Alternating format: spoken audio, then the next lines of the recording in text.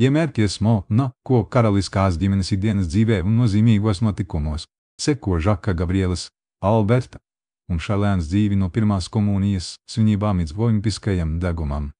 11. maijs 2025.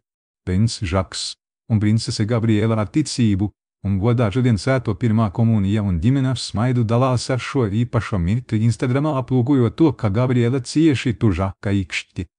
Vēl viena attēla, kādas liecina par Monako katolikālā notamējumā sulē priekšā esošu ģimeni, kurā princis Alberts un princese Šarlēna ar lepnumu stāv aiz Žaka un Gabrielas, šodien svinot pirmā komunija.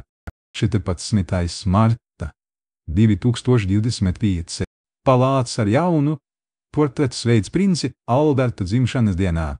Man negasis ieskats jaunajā gadā ir optimists ar smaidu un cerību uz atmiņām ar Šarlēnu, Žaku un Gabrielu. 26. februāris 2025. Monako karaliskā ģimene ar nepacietību gaida iespēju apmeklēt atjaunoto bērnu dienas centru Montekarlo. Iestādīti atkal atvērti pēc mēnešiem, uzlabo mazākā bērna aprūpi.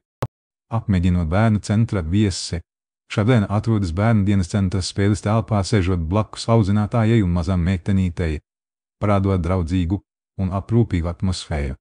Saules stari spīd, caur kokiem radot dejojošu sēnesu ziedu pļavas, kur sīriņi dejo brīnišķīgā vasaras saules pielipienā. Vecs akmens tilts apvīts ar smalkiem ķērkiem šķēsot dzidru upeņu strauti, kuras viņi pamazām turpina savu dziesmu. Melnāks lēni ceļas pret debesu fona, pamazām atklājot smaržīgu piežu un balsamu mežu ar gaišiem ziediem. Rozā saimniecības ēka ar sarkano jumtu iezīmē laukiem, kur karāji svētdzirdnavas, lēni griežoties horizontā apakšā.